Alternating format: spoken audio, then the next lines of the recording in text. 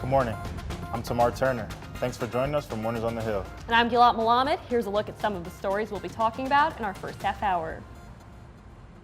Sick children are getting hundreds of dollars from an SU student organization. Reporter Abigail Fridman tells us how they raised the money. This year marks a quarter century of a local organization's White Ribbon campaign. We'll tell you who's leading the charge to end domestic and sexual violence. And a New York City law is banning discrimination based on hair. Have students on this campus faced the discrimination? All that plus your weather and orange sports coming up on this edition of Mornings on the Hill.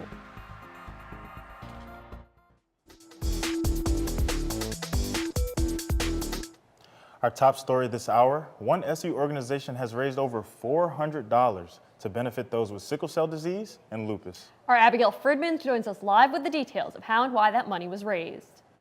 Well, Galat and Tamar, around 100,000 Americans are affected by sickle cell disease and 1.5 million Americans have lupus. The Syracuse University chapter of the NCAA held its annual fundraiser last weekend to help this cause. And these diseases are especially important to those in the organization. Well, it was started by Tiara LeGrand. She's here today. She's the founder. And lupus and sickle cell is very prevalent in Hispanic and Black communities. And since we're the NAACP, we're really focused on highlighting issues that are prevalent in these communities. Celebrating life, friendship, and community. Turn to your neighbor and just love on them real quick. I'm taking them all the way to church. This fundraiser was founded 10 years ago to honor a sister lost to lupus. The death of my sister tested the strength of my family, and as a result, we have used my sister's passing to shed light on this unfamiliar disease and the need to find a cure. All of this artwork and jewelry was donated by Syracuse University students and members of the community. Later on in the evening, it was auctioned off. The event also featured musical performances and poetry readings, which addressed current issues in the community. Dear officer. And although the pain of losing loved ones might still be strong, For 11 years, I haven't been able to celebrate a birthday, a holiday, or any major life events like the birth of my niece or even my nephew or my sister. there are high hopes that through this fundraiser, a cure for these diseases will be found. Everything's going towards a good cause, so you can always feel good about that. And the NCAA raised $485 through ticket sales and through that live auction. The chapter president told me they will be rounding up and donating $250 each, one to Upstate Golisano Children's Hospital and the other chunk of money to the Lupus Alliance of Upstate New York. Reporting live in the studio, I'm Abigail Fridman for Mornings on the Hill. Thanks, Abigail. Well, Galat, it's time to check the weather for today. Yeah, tomorrow it's been a very snowy morning, but Daniel Booth is live on University Ave to tell us what to expect.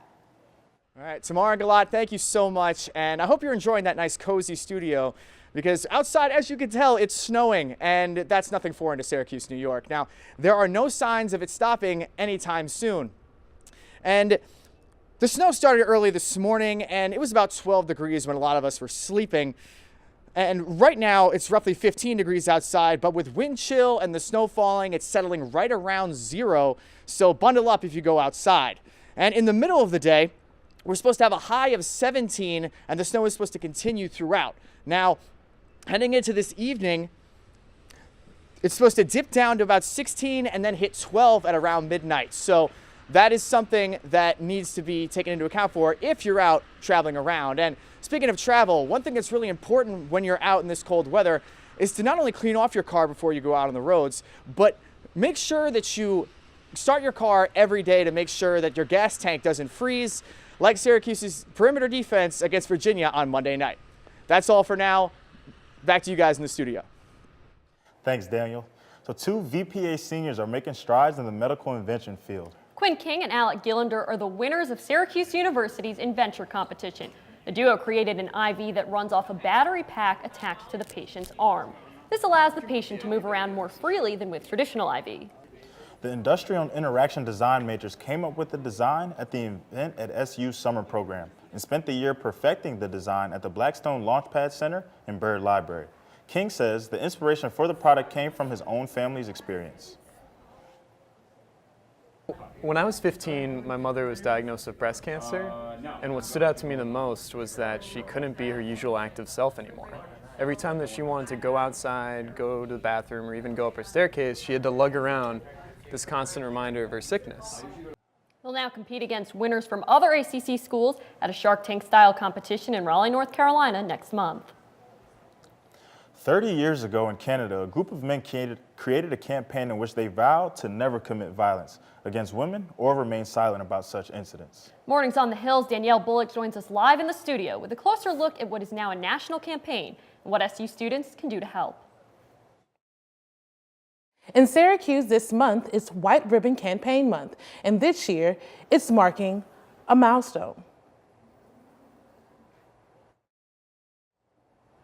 This year makes 25 years since Vera House, a local domestic violence shelter, adopted the White Ribbon Campaign.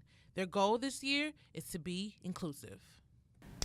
Well, our hope is that everyone in the community would find value in making that commitment to not support, condone, or remain silent about abuse.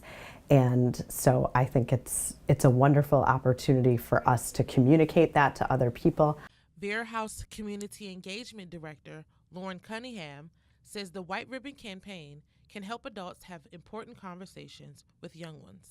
I also think I have an 11-year-old daughter, and so it's a great opportunity to talk to our kids about what healthy relationships are, what does consent mean. You know, we throw those terms around all the time, but to really maybe have some more, in-depth, meaningful conversations about that, I think there's incredible value to that. Students and anyone in the community can go on Vera House's website or come into their office to purchase chocolate, pens, or wristbands to help with the White Ribbon Campaign this year. Vera House will be hosting events all this month, ending with the White Ribbon Campaign Walk at Clinton Square. The campaign is here in Syracuse to bring awareness and hopefully prevention, but Lauren Cunningham says it starts with us. Really doing the personal reflection piece of, when I put this on, what does that really mean to me? And do I really walk the walk with that? Am I somebody who treats my partner with respect? Am I somebody that always seeks consent in relationships? If you or a friend have experienced sexual assault or abuse, please call the Vera House 24-hour hotline. It is always open. And for more information on the White Ribbon Campaign, you can go to Vera House's website, Facebook page to get details about the events. Reporting live in the studio, I'm Danielle Bullock for Mornings on the Hill. Thanks, Danielle. And speaking of campaigns and programs, there's a new partnership on campus that is providing students with an open space to talk about faith and spirituality. That's right, Tamar. Hendricks Chapel, the LGBT Studies Program, and the Counseling Center have come together for a series called True Colors.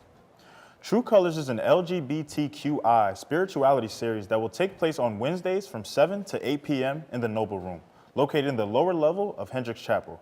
The series will discuss how spirituality affects the lives of those who identify as LGBTQI.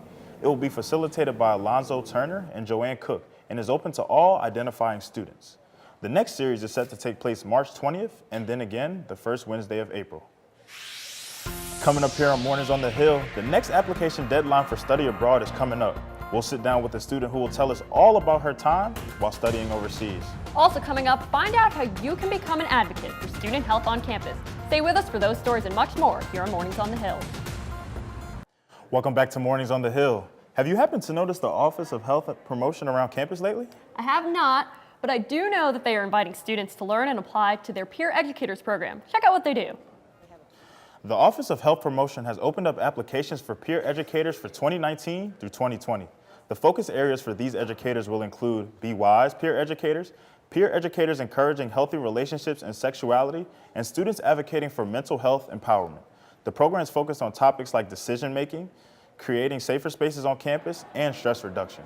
And for some, the experience has been life-changing. There's 3 different groups within Office of Health Promotion of peer educators, and it's really fun to get to meet all of the other people who work in the office and connect with them about our passion for wellness. You have so many opportunities here at Syracuse, and this is one that is so underrated, and you will get so much out of, and you'll be so thankful that you did in the end. Applications are open until March 18th, and all students are encouraged to apply regardless of their major. Spring break is next week, and many students will start heading out tomorrow.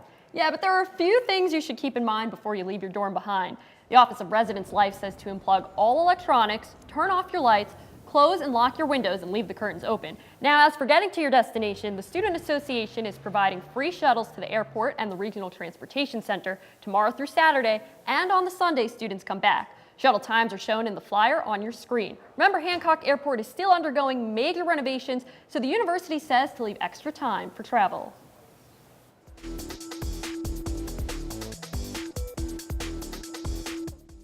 Good morning, I'm Colin Watson, and this is your Orange Buzz Report. What's trending here on campus and on social media.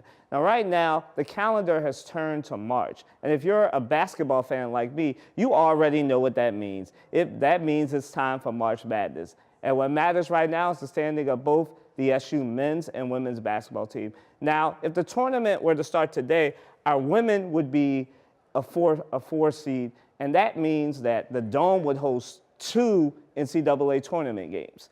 Now, my colleague Sam Carter will talk to you guys more about that at 10:30, and we'll talk about the upcoming NCAA tournament, ACC tournament for the women. But also, what that also means as far as the men who are coming off of a devastating loss to Virginia, as my colleague Danny talked about earlier, they would still be projected to sit comfortably according to SUjuice.com. They think that they will sit comfortably. So to all you worrying SU fans,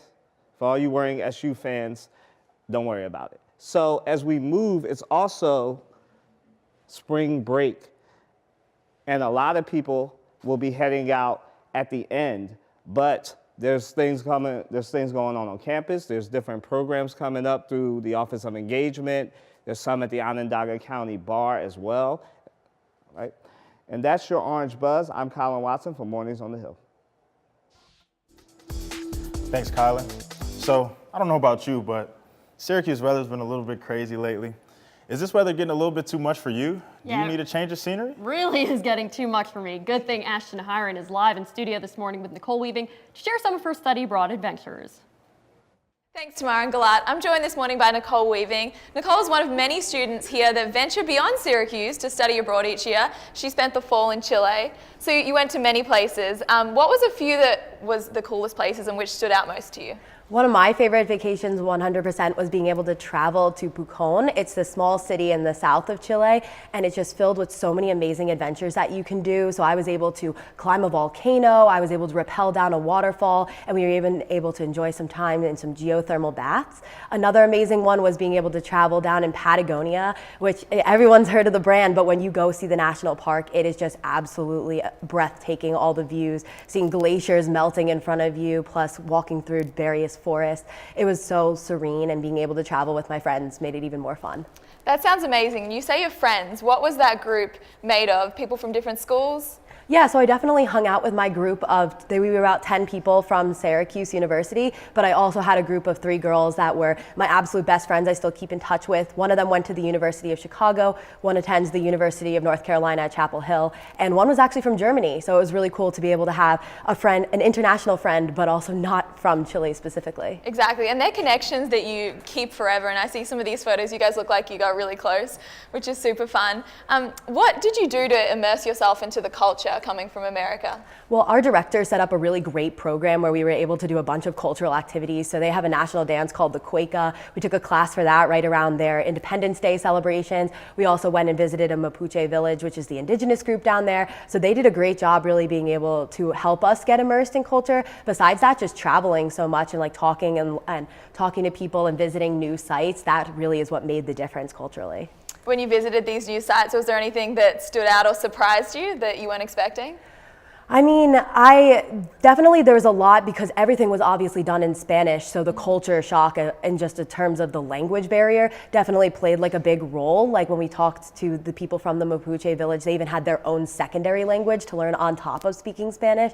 So being able to be there and trying to understand things, especially we talked a lot about like the dictatorship and the history, the rich history that Chile has. So being able to like place yourself there and try to understand things despite having never really lived through that was definitely like an interesting learning curve, to say the least. Interesting. So you had a lot of Spanish experience going there, but it's a lot different speaking it here in the US and then, traveling overseas and speaking it. Did you find that that was a hard thing to overcome? Absolutely. I think the biggest one was living with my host families. Neither host family that I lived with actually spoke English. So I was pretty fortunate, as you mentioned, to come in having a decently high level of Spanish, but just having the only mode of communication be in another language was a lot when there's like an issue or God forbid there had ever been an emergency. There wasn't, don't worry, but like it was just one of those things that being able to communicate that way was definitely tough, or just having in general Chileans speak a very specific dialect of Spanish that's very different than what we learn in schools. So just learning that and trying to adapt to that was definitely a challenge as well. And I'm sure that just living in the home with native Spanish speakers really would help learn it.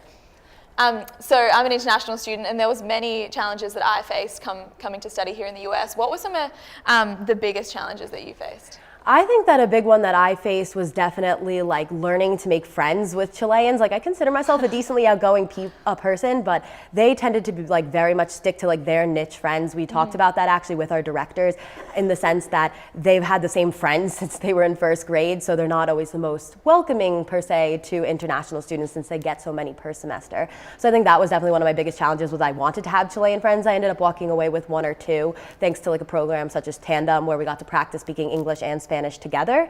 But besides that, it was definitely very difficult to pick up Chilean friends and walk away with them. Awesome. Well, thank you so much. If you're looking to study abroad, you better get onto it quickly as the deadline for the fall semester is March 15. Thanks once again to our guest, Nicole Weaving.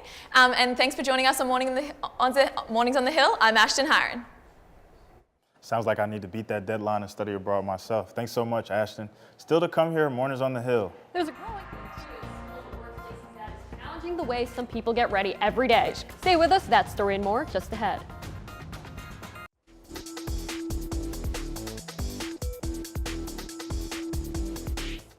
Welcome back.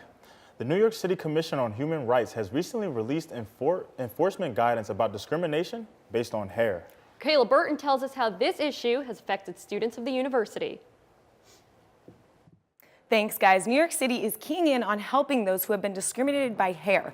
And as shocking as this may sound, this has been a problem for many in the community.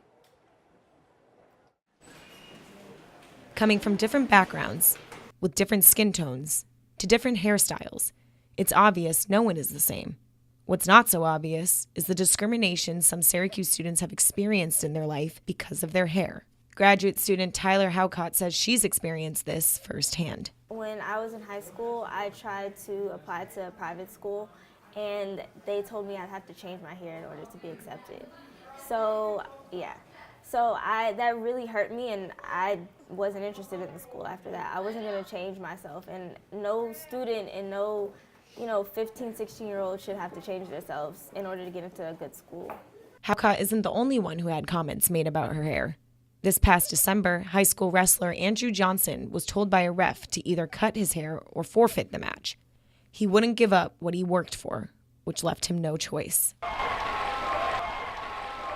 And it took a whole lot more than physicality to win this match.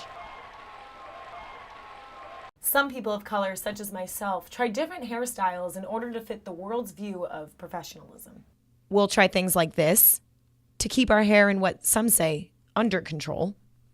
Or maybe even something like this, enough to be what some call tamed. But regardless of what we try, some think it's never enough.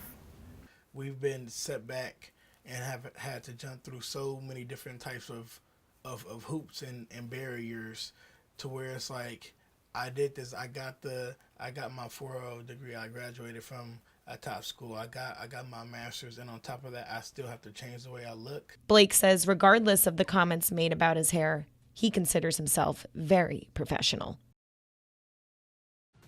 Well, I call this the I woke up like this type of hairstyle. You can only spend so much time on hair in the mornings. But reporting live in the studio, I'm Kayla Burton for Mornings on the Hill.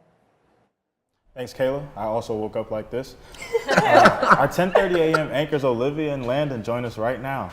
Yeah, welcome, guys. I have a really nice story for you, okay? Please. Tonight, the Bravest versus Finest basketball game tips off at 7 p.m. at PSLA at Fowler. The Syracuse Fire Department and Police Department will go head-to-head for the 10th year in a row. It's a free event, so everyone is welcome to attend and show their support. There will be a $5 raffle with multiple prizes that include a signed basketball by our very own Kim Boeheim. Proceeds from the raffle will go to the nonprofit Syracuse Parks Conservancy to help care for parks in the area. Oh my gosh, can we go? Like, let's after this show. free. Let's go. I bet it's going to be a really good game because like firefighters and policemen both have to be very physically fit for what they do. Yeah, a lot of tough training, so I'm sure this is probably like a walk in the park for them sure. playing some basketball. All right. Tomorrow you I want to ball got my up? Nike socks in the bag. I got my shoes over there. Ooh, you too, guys so can we jump right good. into the game. I'm a watcher. I do not want to join.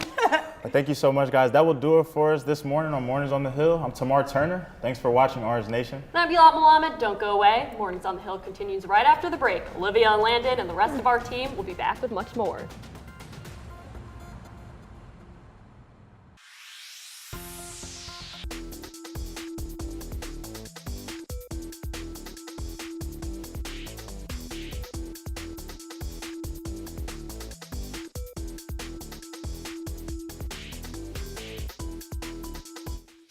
Good morning, I'm Olivia Proya. Thanks for joining us for Mornings on the Hill. And I'm Landon Wexler. Here's a look at some of the stories we'll be talking about in our second half hour. Disability Vigil brings awareness to victims of violent crimes. And spring break is just a few days away. Find out what advice DPS has to keep your belongings safe while you take some time away from campus. And a campus organization celebrates women in the Syracuse community and around the world. All that plus your weather and orange sports coming up on this edition of Mornings on the Hill.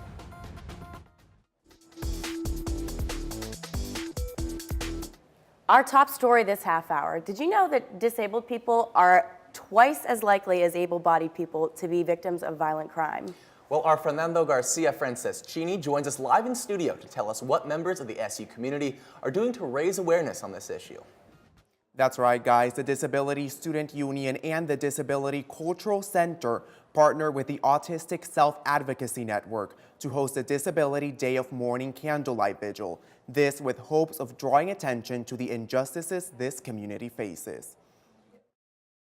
Robin Appleby, age 30. 1,222. They are all disabled people who were killed by family members or caregivers. They were killed simply because they were disabled. It's because of this that Syracuse University hosted the Disability Day of Mourning Candlelight Vigil.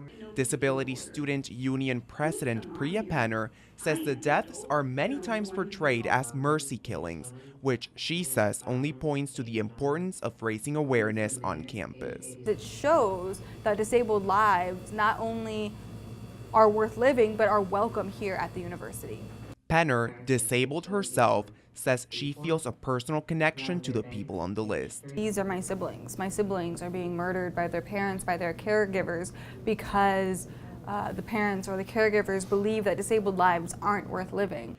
During the event, the names of disabled people who have been killed in the past year, starting in the early 70s, were read from this paper.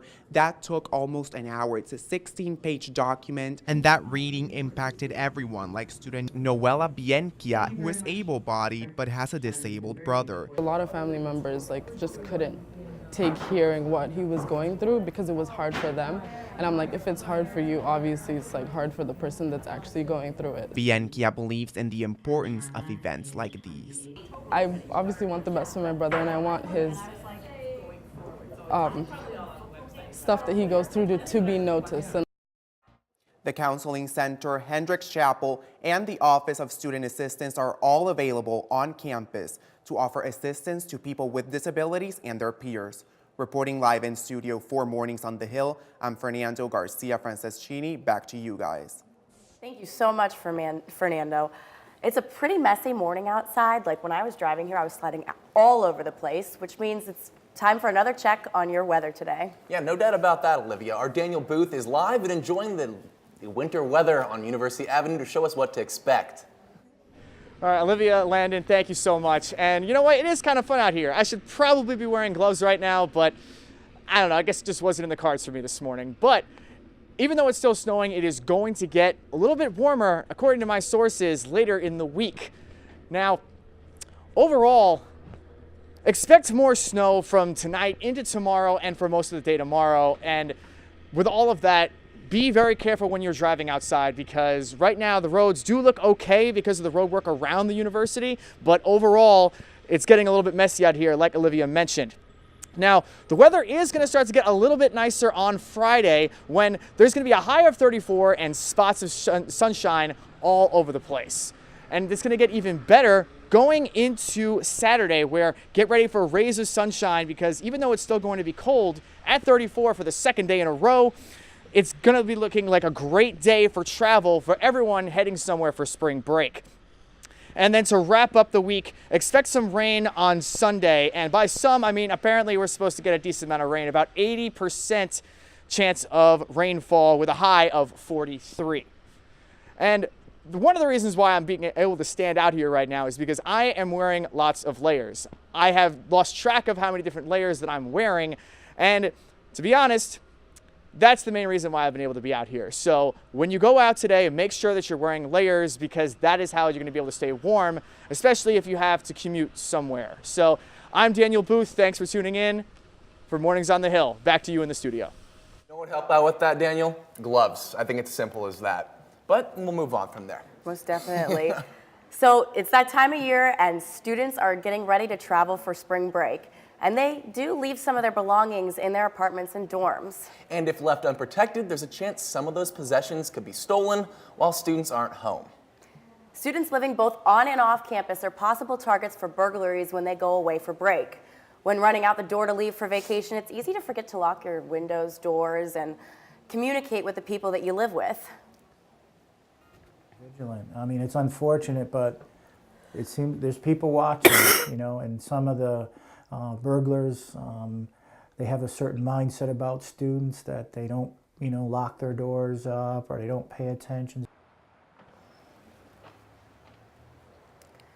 Closing blinds, leaving a light on, and contacting the post office to make sure the mail doesn't pile up are all ways to make sure their homes, apartments, dorms, and precious items stay safe while they're enjoying their time off from class.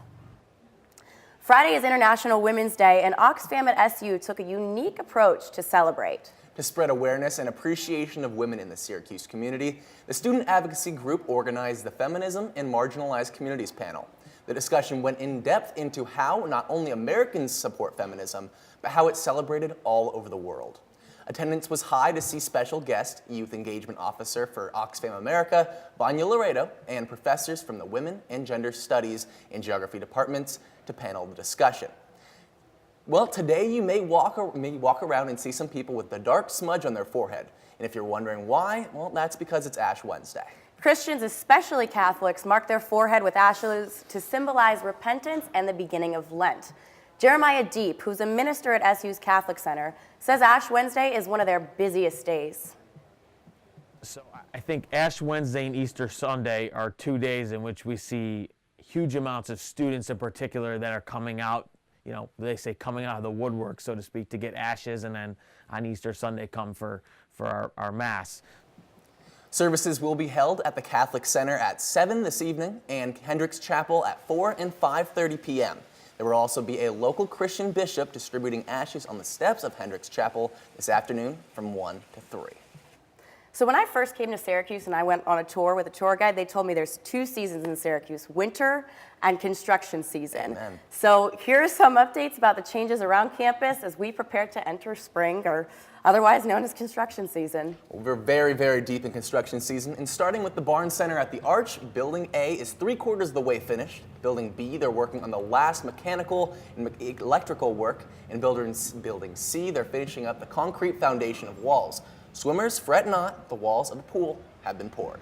The Barnes Center at the Arch will open by fall 2019. And across campus, the National Veterans Resource Center has all of the structural steel installed. Now they're pouring the concrete floors as weather permits. Now drivers fret not, the 1-lane traffic on South Krause will only last through the spring.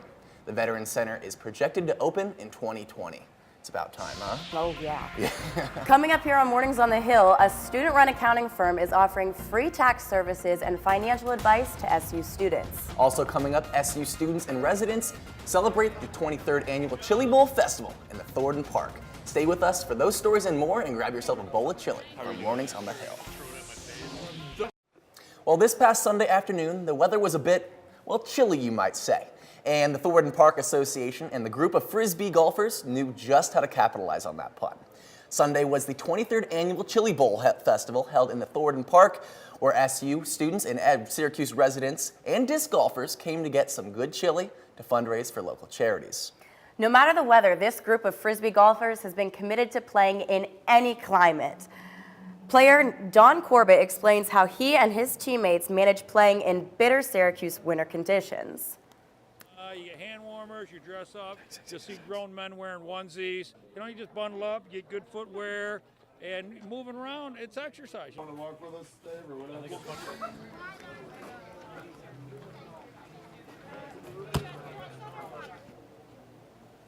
Oh, last year, the day of Frisbee and Chili raised over $3,200, so the annual goal of $1,000 certainly seems in reach this year.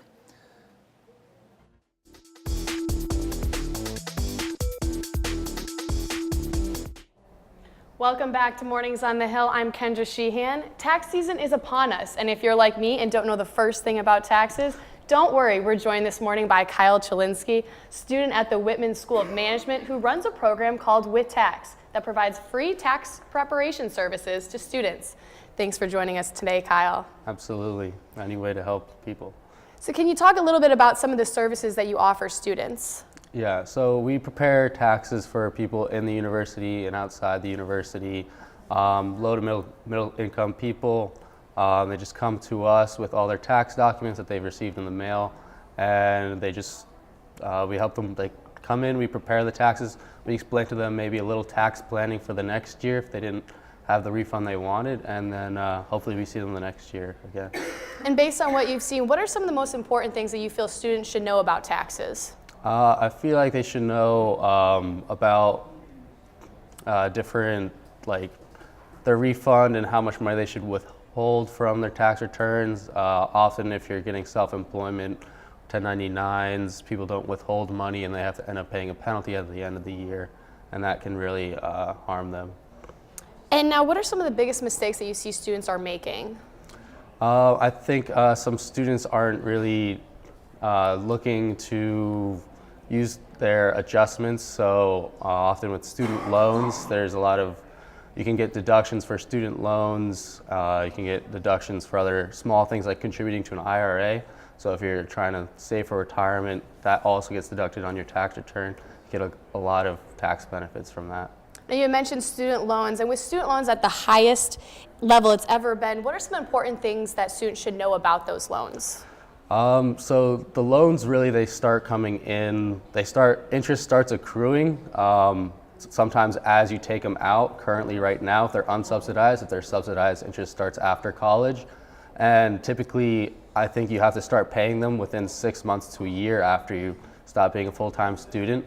So we really just try and get ahead, know that you do get that interest deduction. It's a 1098E form. And you can deduct it from your tax return, and you'll get a lot of tax benefits from saving that. So just really plan ahead. The interest payments come right away, but the tax season will help you out a little bit. Now on your website it says that you have to make an appointment. When is the last time students can make an appointment before that April 15th deadline for taxes? Yeah, so we do Saturdays, so our last appointment day is April 12th, and they really, so you can make an appointment up to that point, up to that Wednesday, I think, is when we stop taking appointments for that Saturday. So yeah, just April 12th is the last day we do taxes. Well, thanks for joining us. I'm Kendra Sheehan for Mornings on the Hill.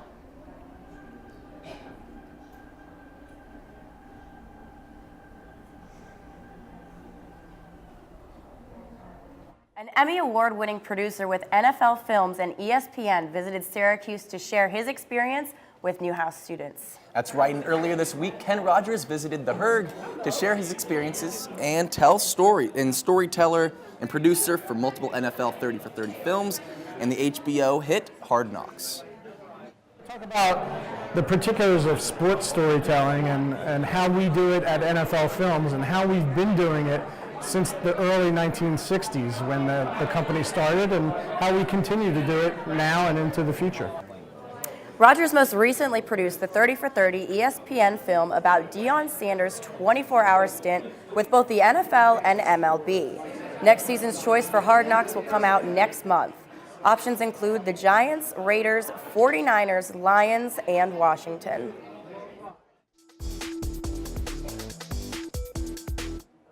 Good morning. I'm Sam Carter with your Orange Sports Update here on Mornings on the Hill. We're going to go right to Faith Kane, who has a story of heartbreak and eventual triumph. Thanks, Sam. Haley Archuleta has all the knowledge and talent of a great softball player. She came to Syracuse to follow her dream of playing collegiate ball, but her dreams of being an All-American didn't go quite as planned. Picking up her first softball glove and bat at age 9, Haley Archuleta fell in love on a softball diamond. Kind of came more naturally to me than any of the other things my parents put me in. She signed a national letter of intent to Syracuse University. Little did she know she would spend little time on the dirt and most her time in the athletic training room. First 3 weeks I couldn't talk about it. A torn ACL her senior year of high school. Haley took a cortisone shot to play during her freshman year of college. She was still in pain, but pushed through workouts hoping to have a better sophomore year and another torn ACL. This time, a double knee surgery. I can describe it too as maybe a breakup, my heart just sank. Haley never saw the field her sophomore year. Now having undergone 3 knee surgeries, Haley turned to family, friends, and her trainer.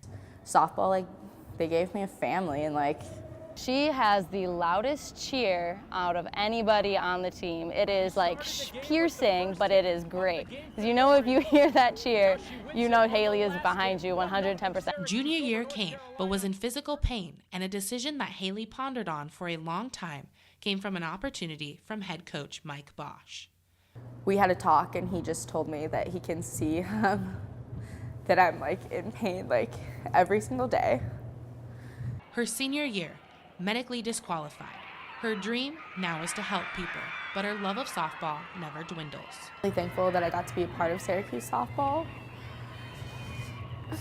And I'm really thankful for all the opportunities that came from playing softball. Haley studies social work and hopes to use her story to help others. Reporting live, I'm Faith Kane for Mornings on the Hill. Sam, back to you. Thanks, Faith. It's March, and that means it's conference tournament time for the Syracuse women's basketball team. The Orange head to the ACC tournament as a 5 seed and are looking to improve their seeding for the upcoming NCAA tournament. A good performance this week could lock down home court advantage for the first 2 rounds of the tournament. Coach Hilsman talked about how important that can be. You want to host because what hosting means here. It means go to the Final Four, you go to the championship game. That's always been our goal, to go undefeated and win a national championship. The Orange are the 5 seed in the ACC tournament, meaning they get a bye and will face the winner of Virginia and Boston College. 2 women on the basketball team have been recognized by the Atlantic Coast Conference.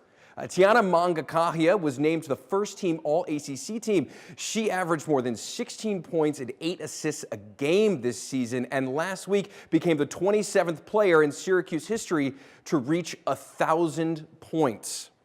Mavia Jabdi Tabdi was also named to the ACC All-Freshman team for her strong play this season.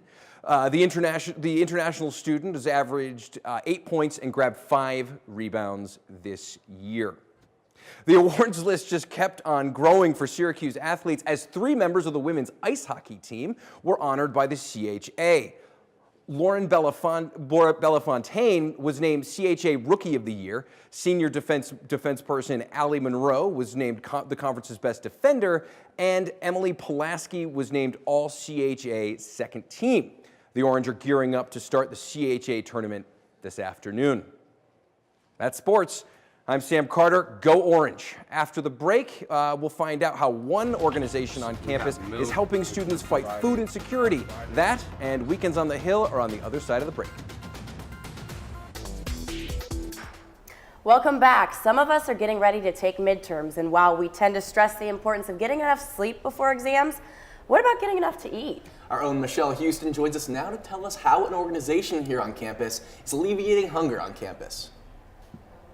So some of you may or may not know, but the Office of Engagement has resources in Hendrick Chapel for students who are struggling to get food. Aronis Perez is a senior at Syracuse University, but he's also the assistant for the program. He's using his internship to not only put himself in other students' shoes, but to bring awareness of food insecurity on campus. My job is to investigate food deserts on campuses. Perez says he can relate to the students he works with. I've been extremely humbled because I myself have found that I've been in a position where I haven't been able to eat at times. And that's why Perez says resources like this food pantry here on campus is extremely helpful for students who have a similar struggle. What we came to the conclusion was that there is a need for a pantry on our campus. Whether it be grad students or undergrad, we have students who aren't eating consistently. Students can get everything from canned foods, boxed food, toiletries, and recipes. So as you can see here, we got some peach crumble. Director of the Office of Engagement Programs, Saisha Bird, says she usually gets around 6 to 8 students a day, but that now is the time where more students stop by. Right before a holiday break, we get a lot of students, or before breaks, because many students are still here on campus. Perez says he wants every university to address food insecurity. We want to make sure our students are well fed so that they can progress and do better and continue to make the university a better place and show that our university is in fact at the forefront of problems that are arising every day. Now, Bird mentioned earlier that right before the holidays and breaks are when lots of students tend to show up to the pantry. And as we all know, spring break is right around the corner. So if you are someone who needs some help, you should definitely visit the food pantry that's located right in the Hendricks Chapel. For Mornings on the Hill, I'm Michelle Houston.